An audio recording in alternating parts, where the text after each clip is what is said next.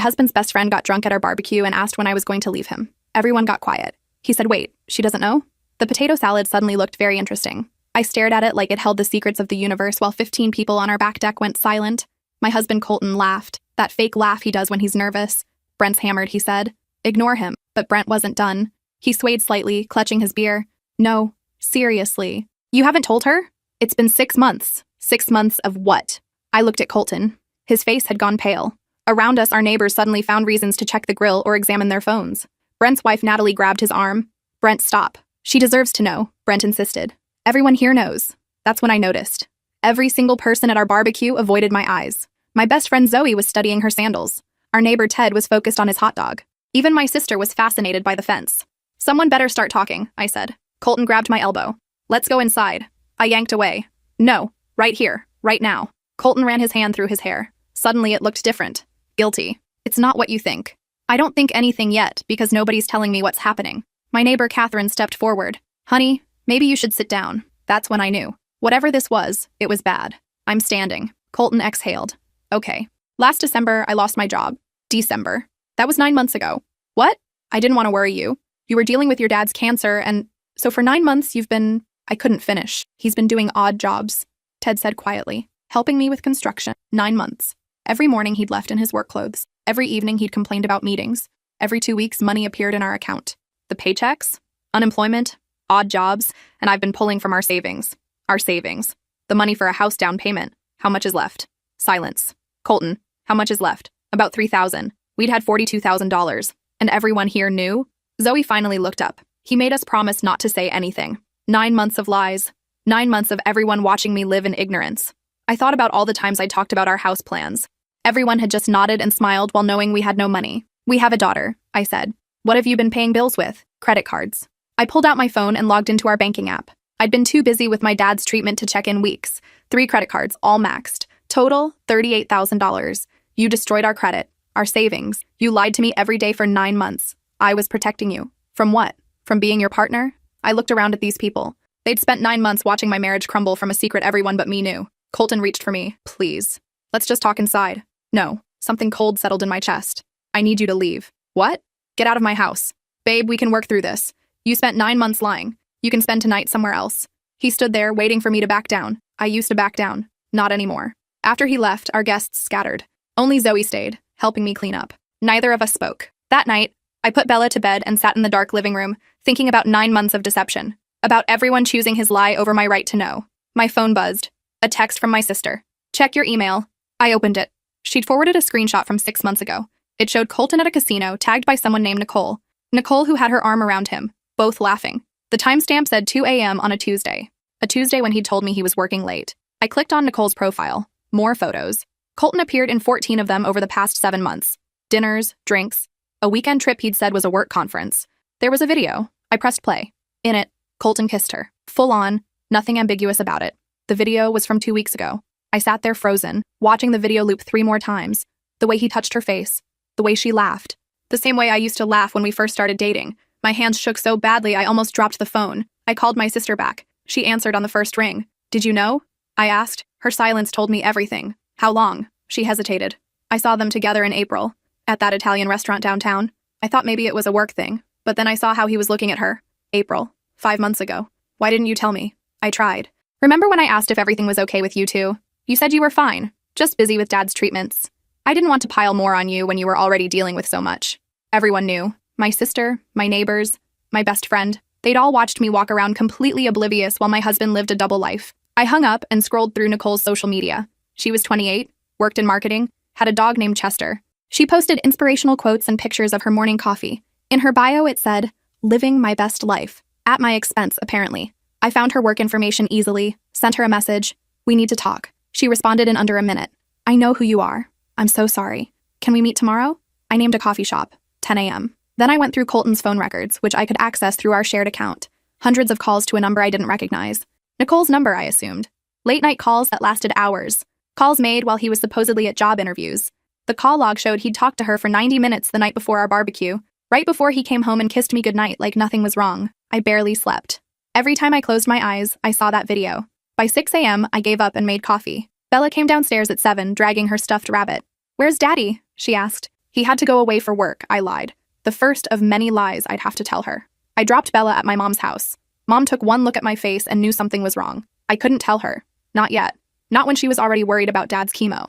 I said I had errands to run. The coffee shop was quiet when I arrived. Nicole was already there, sitting in the corner booth. She stood when she saw me. She was pretty. Long dark hair. Perfect makeup. Everything I wasn't right now with my unwashed hair and yesterday's clothes. Thank you for meeting me, she said. I wanted to reach out so many times. I sat down across from her. My voice came out flat. How long? 8 months. 8 months. Before he lost his job. Before any of the financial lies. This was the original betrayal, and everything else had just been cover. How did it start, I asked. We met at a conference in February. He said he was separated, that you two were just staying together for your daughter until you figured out custody. I laughed. It sounded bitter. We were renewing our vows in February. He gave a speech about how I was his soulmate. Nicole's face crumpled. I didn't know. He showed me pictures of you two barely speaking. Said you slept in separate rooms. I wouldn't have, if I'd known, but you know now. And you're still seeing him. She looked down. I ended it last week, when I found out he'd been lying about everything. The job, the separation, all of it. That's why I agreed to meet you. You deserve to know the truth. Tell me everything. She did. The weekend trips he'd told me were interviews. The late nights he'd said were networking events. The conference in Michigan. They'd spent 3 days together while I was home taking care of our daughter and my dying father. He told me he loved me, Nicole said quietly. That he'd leave you as soon as the time was right. That he just needed to figure out the finances first. The finances he destroyed while pretending to look for work. I took a photo of your daughter off his phone, Nicole continued. She's beautiful. That's when I started asking questions. He got defensive, said you were using Bella to manipulate him into staying, but I could tell he was lying, so I looked you up on social media. And what did you find? A woman who posted about her husband constantly. Anniversary dates, family photos, grateful posts about how supportive he was during her father's illness. You looked happy. I was. I thought I was. Nicole pulled out her phone. I have text messages. I saved everything once I realized he was lying. You might need them. She showed me months of conversations. Colton telling her how unhappy he was, how I didn't understand him, how he was only staying out of obligation. Screenshots of him saying he loved her, that she was the only good thing in his life. The most recent message was from 5 days ago. Nicole telling him she couldn't do this anymore. Colton begging her to reconsider, saying he'd tell me everything and leave. But he hadn't. He'd come home that night and helped Bella with her homework, made dinner, complained about a non-existent job interview that had gone poorly. Can I ask you something? Nicole said. Sure. Did he seem happy? With you? I thought about it. The past year, he'd been distant. I'd blamed stress from work. Before that, we'd been fine. Good, even. We laughed together, had date nights, talked about our future. Yes, I said. Until recently, I thought we were happy. I'm so sorry. I know that doesn't mean anything, but I am. I never wanted to be the person who destroyed a marriage. You're not, I said. He is. I left with a USB drive full of evidence. Text messages, photos, receipts. Everything I'd need for a divorce lawyer. Colton was waiting on my porch when I got home. He looked rough, unshaven, bags under his eyes. Can we talk? He asked. I walked past him and unlocked the door. He followed me inside. Where's Bella? At Mom's. Look, I know you're angry. Angry doesn't begin to cover it. I made mistakes. I know that. But we can fix this. We can go to counseling. I held up the USB drive. I met with Nicole this morning. His face went white. Why would you do that? Because unlike everyone else in my life, she was willing to tell me the truth. 8 months, Colton. You've been lying to me for 8 months. It's not what you think. Really? Because I think you met someone at a conference, started an affair, lost your job, and decided lying about that too would be easier than facing reality. Then you destroyed our finances while everyone we know watched and said nothing. I was going to tell you. When? After you drained our retirement accounts too? After you maxed out more credit cards? He sank onto the couch. I messed up. I know I did. I got scared when I lost my job. And Nicole, she made me feel like I was someone. Not just a provider or a father, but me. You are a provider and a father. That's what being an adult means. You don't get to abandon your responsibilities because someone made you feel special. I love you. You don't cheat on people you love. You don't lie to them every day for months. You don't let them plan a future you know doesn't exist. I'll make it right. I'll get a job. I'll end things with Nicole completely. I'll do whatever it takes. Nicole already ended things. Last week, you begged her to reconsider. He stared at me. How did you? She showed me the texts. All of them. You telling her you loved her, that you'd leave me, that I was the one holding you back from happiness. Those were just, I was confused. I didn't mean it. You meant it enough to say it over and over for 8 months. My phone rang. My mom. I answered. Honey, your father's asking for you. Can you come to the hospital? What's wrong? His counts dropped. They want to adjust his treatment. He's asking for you specifically. I'll be right there. I hung up. Looked at Colton. I have to go. I'll come with you. No. You've been lying to my father too, pretending everything was fine while our lives fell apart. He doesn't need that stress right now. When will you be back? I don't know. And honestly, I don't want you here when I am. Go stay with Brent or whoever else knew about this and said nothing. The hospital smelled like antiseptic and despair. Dad was in room 304, same as always. He'd been there so often the nurses knew his name, his coffee order, his favorite game show. He looked smaller than last week, frailer. "There's my girl," he said when I walked in. Mom squeezed my hand. "I'll give you two some time." After she left, I sat in the chair I'd spent countless hours in over the past year. The chair where I'd held his hand through chemo, where I'd read to him when he was too weak to hold a book, where I'd cried when the doctors said the first treatment wasn't working. "You look terrible," Dad said. "What's going on?" I tried to hold it together. Failed. The whole story came out. The job loss, the affair, the financial ruin, everyone knowing and hiding it from me. Dad listened without interrupting. When I finished, he was quiet for a long time. "You know what the hardest part of getting sick was?" he finally said. "What?" "Losing control. My body doing things I couldn't stop. Treatments that may or may not work. Having to depend on others for everything." I nodded. "But you know what I learned? Sometimes losing control is how you figure out what really matters. When everything you thought was solid starts crumbling, you see what's actually holding you up." "What's holding me up?" I asked. "You are. You've been holding yourself up this whole time, taking care of me, raising Bella, managing your household. You didn't need Colton for any of that. You just thought you did. I feel like such an idiot. Everyone knew and I was just walking around oblivious. You trusted him? That doesn't make you an idiot. It makes you someone who believed her husband's promises. His betrayal is on him, not you. I don't know what to do." "Yes, you do. You've always known. You're just scared to do it." He was right. I was terrified. Of being alone. Of Bella growing up in a broken home. Of failing. "You know what your mother told me when I got diagnosed?" Dad said. "What?" "She said we'd get through it together or we wouldn't get through it at all. But we'd be honest about it every step of the way. That's what marriage is supposed to be. Honesty when it's hard. Support when it hurts. Not lies and betrayal and everyone knowing except your partner." "Did you ever think about giving up? On the treatment?" "Every day. But your mother wouldn't let me. She made me fight even when I wanted to quit. That's what Colton claims he was doing. Protecting me from bad news.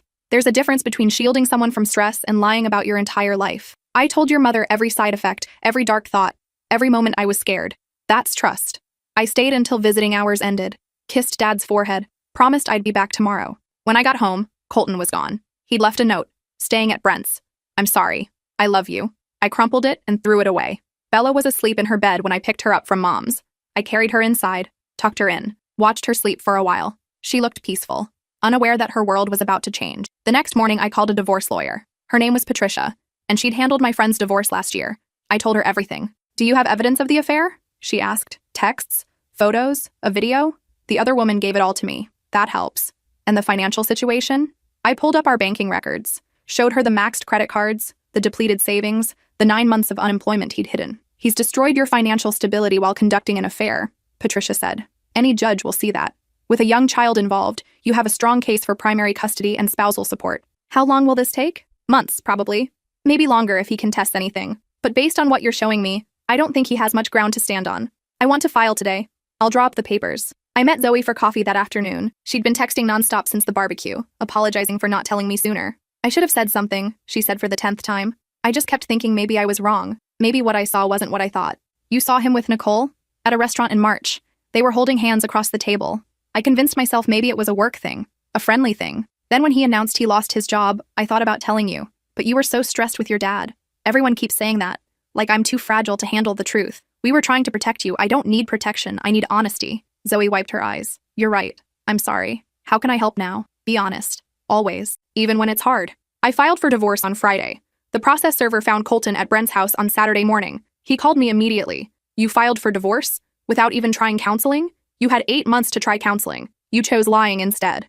"I made a mistake. People make mistakes." "This wasn't a mistake. This was a series of choices you made every single day for months. You chose to cheat. You chose to lie. You chose to destroy our finances. Those aren't mistakes. That's who you decided to be. What about Bella? What about her? She needs her father. Then you should have thought about that before you decided to blow up her family. I'm not going to just walk away from my daughter. I'm not asking you to. I'm asking you to walk away from me." He showed up Sunday afternoon while Bella was at a birthday party. I'd changed the locks. He knocked for 5 minutes before I finally opened the door. "We need to talk about custody," he said. "My lawyer will send you the proposal. I'm not negotiating through lawyers. She's my daughter too. Then you should have acted like a father instead of acting like a single man with no responsibilities."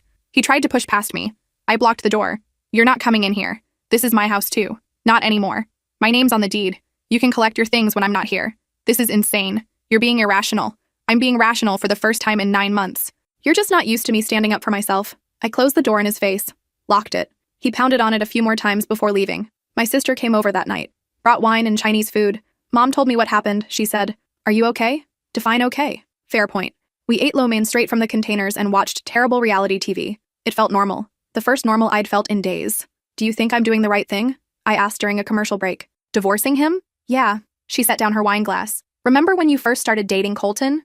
You were so happy. You'd call me every day just to tell me some cute thing he'd done. Then you got married and had Bella, and you still seemed happy. I was honestly a little jealous. But this past year, you stopped calling as much. When I'd ask how things were, you'd say fine. Just fine. Never great, never excited, just fine. I thought that was normal. The honeymoon phase ending. There's a difference between the honeymoon phase ending and settling for someone who makes you unhappy. You deserve more than fine." That night, I lay in bed thinking about what fine had cost me. I'd accepted fine while Colton lied. I'd settled for fine while he cheated. I'd convinced myself fine was enough while he destroyed everything we'd built. Fine had nearly destroyed me. Monday morning, Patricia called. Colton's lawyer had responded to the divorce filing. He was contesting the custody arrangement and claiming I'd taken on debt without his knowledge. "That's absurd," I said. "The credit cards are in both our names. I never even knew they existed until last week. That's what will prove. I need you to pull all financial records from the past year. Bank statements, credit card bills, anything showing he was the one making these charges." I spent the entire day gathering evidence. Every statement showed purchases I hadn't made. Dinners at restaurants I'd never been to. Hotel rooms, gifts I'd never received. A $300 charge at a jewelry store the week of our anniversary. He'd given me a card. Had given Nicole a necklace, apparently. Patricia reviewed everything. "This is good. Very good. He's painted himself into a corner. What happens now?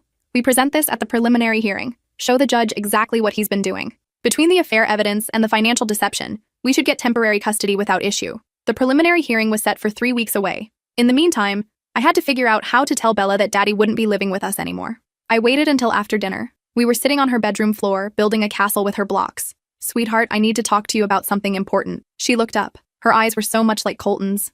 It hurt to look at them. "Daddy and I are going to live in different houses for a while." "Why? How do you explain adult betrayal to a 5-year-old? Sometimes grown-ups realize they're better as friends than as married people. But you and Daddy love each other." "We do. But sometimes love isn't enough." She was quiet for a minute. Then, "Is it my fault?" My heart broke. "Oh baby, no. This has nothing to do with you. This is about grown-up stuff. You didn't do anything wrong. Will I still see Daddy?" "Of course. He loves you very much. Where will he live?" "I don't know yet. But wherever it is, you can visit him." She went back to her blocks, built a little house next to the castle. "This is Daddy's house," she said. "And this is our house. They're next to each other so he's not too far." "That's perfect." She smiled. "Maybe this will be okay." I hoped she was right. Colton's mother called the next day. I let it go to voicemail. She called 3 more times. Finally, I answered. "How could you do this to my son?" she demanded. "Your son destroyed our marriage and our finances. He made a mistake. You're supposed to forgive. He made 1,000 mistakes. Every day for 8 months. You have a child together. You need to think about her." I am thinking about her. I'm thinking about what kind of example I want to set. What kind of relationship I want her to think is normal. Marriage is work. You don't just give up when things get hard. I didn't give up. I just stopped accepting lies as love. She hung up on me. She'd call back eventually. They all would. His father, his sister, everyone who thought I should just forgive and move on. But I was done moving on from things that mattered. Dad's treatment got worse before it got better. The new medication made him violently ill for days. I spent every spare moment at the hospital. Bella came with me sometimes. She'd climb into the hospital bed and cuddle with Grandpa while he read to her. One afternoon, while Bella was napping on the couch in his room, Dad asked about the divorce. "How are you holding up?" "Some days are better than others. That's all you can ask for right now. I feel guilty sometimes. For putting Bella through this. You're not putting her through anything. Colton did that. You're just dealing with the aftermath." She asked me last night if I'd ever get married again. "What did you tell her?" "That I don't know. That right now I just want to focus on being her mom." "That's a good answer." He adjusted his IV. "You know what I've learned being sick?" "What?" "Life's too short to spend it with people who don't value you. Every day I'm here is a day I might not have had. I'm not going to waste any of them on people who don't deserve my time. Colton doesn't deserve mine." "No, he doesn't." The preliminary hearing was on a Thursday. I wore a navy dress and my mother's pearls. Looked professional and put together even though I felt like I was falling apart inside. Colton arrived with his lawyer, a sharp-looking woman in an expensive suit. He wouldn't look at me. The judge reviewed our filings, looked at the evidence Patricia had submitted, the texts, the photos, the financial records. "Mr. Hayes," the judge said, "can you explain these charges?" Colton's lawyer stood. "My client admits he made some financial errors in judgment during a difficult period. However, he maintains that the marital assets should be divided equally." "These aren't errors in judgment," the judge said. "These are deliberate acts of deception. He drained their savings, maxed out credit cards, all while conducting an extramarital affair." Colton finally spoke. "I was trying to protect my family." "By lying to them?" the judge asked. "I thought I could fix everything before my wife found out." The judge looked at him over her glasses. Mr. Hayes, I've been doing this for 28 years. I've heard every excuse. Yours isn't even creative. Patricia stood. Your Honor, we're requesting primary physical custody with supervised visitation until Mr. Hayes can demonstrate financial stability and responsibility. That seems excessive, Colton's lawyer argued. Does it? The judge asked. He's been unemployed for 9 months, has no income, destroyed the family's credit. Where exactly would he house the child during his parenting time? Colton turned red. I'm staying with a friend temporarily. Temporarily for how long? Until I get back on my feet. And when will that be? I'm looking for work. Have been for 9 months, apparently, the judge said. With little success. She granted me temporary full custody. Colton got supervised visits twice a week for 2 hours each. He had to pay child support based on imputed income since he was capable of working but chose not to. Outside the courtroom, Colton grabbed my arm. You're really going to keep me from my daughter? I pulled away. You did that yourself. You want more time with her? Get a job. Get stable. Prove you can be a responsible parent. I never stopped being her parent. You stopped being mine. I drove home in silence. Called my mom from the car. How'd it go? She asked. I got primary custody. Oh, honey, I'm so glad. Me too. I thought I'd feel relief. Instead, I felt exhausted. That's normal. You've been running on adrenaline for weeks. Now your body's catching up. She was right. When I got home, I slept for 14 hours straight. Bella adjusted better than I expected. She asked about Daddy sometimes, but she seemed okay with the new arrangement. We fell into a routine. School, dinner, homework, bedtime stories. On weekends, she'd go to Colton's supervised visits while I caught up on errands or sat with Dad at the hospital. 6 weeks after filing, Colton got a job.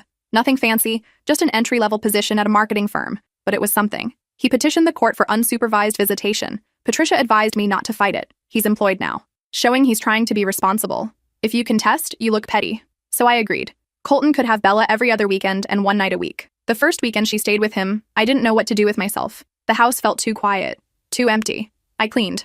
Then I organized closets. Then I sat on the couch and stared at the wall. My phone rang. A number I didn't recognize. Hello? Is this Bella's mom? A woman's voice asked. Yes. Who is this? I'm Geneva. I'm seeing Colton. My stomach dropped. You're calling me why? Because I didn't know he was married until 2 weeks ago. And I just found out from Bella that the divorce isn't final yet. It's not. We're still working through it. He told me it was done. That you'd been divorced for months. Of course he did. Geneva sighed. I'm sorry to bother you. I just needed to know if he was lying about other stuff too. Safe assumption would be yes. That's what I thought. Thank you for being honest with me. She hung up. I sat there thinking about Geneva. Some other woman who'd believed Colton's lies. Who was probably right now realizing she'd been played. Part of me felt sorry for her. Part of me felt vindicated. Mostly I felt tired. Dad's cancer went into remission 3 months after I filed for divorce. The doctors called it a miracle. Mom called it stubbornness. I called it one less thing to worry about. We celebrated with cake and champagne at the hospital. Bella made him a card that said, "Congratulations on not dying." The nurse found it hilarious. Dad framed it. On the way home, Bella asked, "Is Grandpa going to live forever now?" Nobody lives forever, sweetie. But he's better now, right? He's better now. Good. I don't want anyone else to leave. She was thinking about Colton, about the divorce that was nearly final, about how her family had fractured and rearranged. Daddy didn't leave you, I said carefully. He left me, but he'll always be your dad. I know, but it's not the same. No, it's not. The divorce was finalized on a Tuesday in November, almost exactly 1 year after Colton had lost his job. 1 year since the lies had started piling up. I didn't feel sad. I didn't feel angry. I just felt done. Patricia handed me the decree. It's over. You're officially divorced. Thank you for everything. You did the hard part. I just filed the paperwork. I took Bella to the park that afternoon, pushed her on the swing, watched her climb the jungle gym, thought about how much had changed in a year. Last November, I'd been planning our future, researching houses, imagining Bella's room in our dream home. This November, I was starting over. But starting over felt better than staying stuck. Mommy, Bella called from the top of the slide. Watch this. I'm watching. She slid down, laughing the whole way. And I thought, maybe this is enough. Maybe this moment, right here, is what I'd been working toward all along. Just me and my daughter, building something new from the rubble of what we'd lost. That night, after Bella went to bed, I sat on the porch with a glass of wine, thought about everything that had happened, everything I'd survived, the lies, the betrayal, the financial ruin, the divorce. I'd made it through all of it. My phone buzzed. A text from Colton. Can we talk? I stared at it for a long time. Then I deleted it. There was nothing left to say. 3 months later, I met someone. His name was Wesley, and he was a teacher at Bella's school. He'd been the one handling parent-teacher conferences, and we'd started talking. Just friendly at first, then more than friendly. Our first date was coffee. Our second was dinner. By the third, I'd told him everything. About Colton, the affair, the divorce. That must have been hard, he said. It was. But I'm glad it happened. Really? Really. Because if it hadn't, I'd still be settling for fine. And I'm done with fine. He smiled.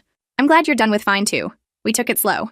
I wasn't ready to rush into anything, but it felt good to be with someone who valued honesty. who showed up when he said he would, who didn't have a secret second life. Bella liked him. That mattered more than anything. One Sunday morning, 6 months after the divorce, Bella and I were making pancakes when she asked, "Are you happy, Mommy?" I thought about it. Really thought about it. "Yeah, baby, I am. Me too." She poured chocolate chips into the batter. Way too many, but I didn't stop her. Some days were still hard. Some days I still felt angry about everything Colton had taken from me, the years I'd wasted, the trust I'd given. But most days, I felt grateful. Grateful I'd found out when I did. Grateful I'd had the strength to leave. Grateful for my daughter, my family, my second chance. Dad's cancer came back 2 years later. This time, the prognosis wasn't good. 6 months, maybe less. I took family leave from work. Spent every day at the hospital. Bella came after school. We'd sit with him, talk about nothing and everything. One afternoon, when Bella was getting snacks from the cafeteria, Dad took my hand. "I'm proud of you," he said. "For what?"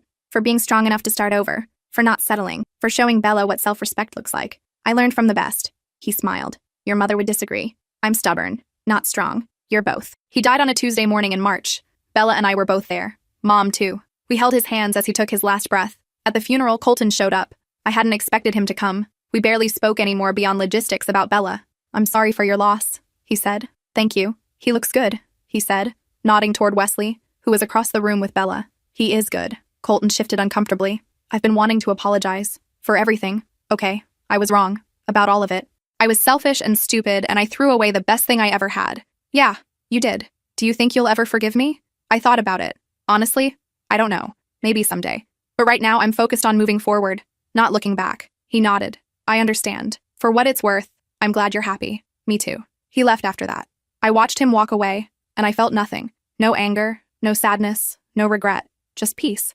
Bella graduated from elementary school that June. Wesley and I had been dating for almost 2 years by then. He'd moved in 6 months earlier, and Bella adored him. At her graduation, I sat between Mom and Wesley, watching my daughter accept her certificate. She looked so grown up, so confident. After the ceremony, she ran over to us. "Did you see me?" "We saw you, sweetie. You were perfect." Wesley took her picture. Mom cried happy tears, and I thought about how far we'd come. From that barbecue where everything fell apart to this moment where everything felt whole again. It hadn't been easy. There were still hard days.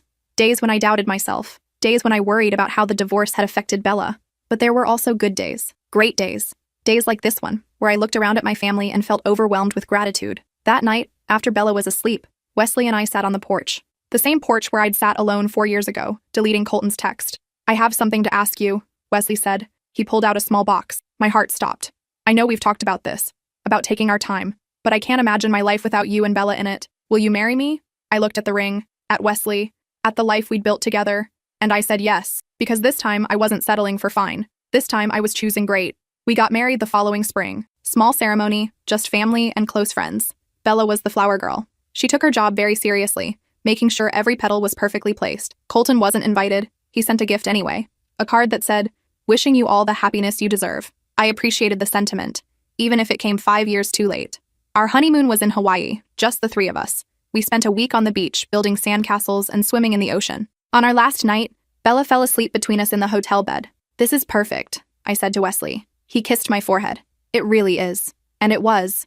Not because everything was perfect, but because we were honest with each other. Because we chose each other every day. Because we built something real. That's what I'd been missing with Colton. The choosing. He'd chosen himself, his lies, his affair. I'd been an afterthought. But Wesley chose us. Every single day. 10 years after the barbecue that changed everything, I sat on my porch again. Different house now. Different life. Bella was 16, getting ready for her junior prom. Wesley was helping her with her hair. Mom was taking approximately 1 million photos. I watched them through the window. My family. My real family. My phone buzzed. A text from a number I didn't recognize. "This is Geneva. I don't know if you remember me, but I called you years ago about Colton. I just wanted to thank you. You saved me from making the same mistake you did. I left him the day after we talked. Just found out he's engaged again. To his 4th wife. Wanted to warn you in case Bella mentions it." I texted, "Thank you for letting me know. I'm glad you got out when you did." She responded immediately. "Me too. I'm married now. To someone who actually deserves me. Hope you are too." "I am," I wrote back. Very happy. And I meant it. Bella came outside in her prom dress. She looked beautiful. Grown up. "What do you think?" she asked, spinning around. "I think you look perfect." Wesley took more pictures. Mom cried more happy tears. And I thought about that barbecue. About Brent's drunken revelation. About how my entire world had collapsed in a single afternoon. I'd thought it was the worst thing that could happen to me. Turns out, it was the best. Because it forced me to stop accepting fine. To demand better. To rebuild my life into something worth living. Bella's date arrived. A nice kid named Griffin who opened car doors and called me ma'am. They left in a flurry of photos and instructions to text when they got there. Then it was just me and Wesley on the porch. He put his arm around me. "You okay?" "I'm perfect." And I was. Not because life was perfect, it wasn't. There were still hard days, still moments when I worried about Bella, still times when old wounds ached. But I'd learned something important in the years since that barbecue. Happiness isn't about having a perfect life. It's about building a real one, with people who choose you, who value you, who show up. And I'd finally found that. So yeah, I was perfect. The end.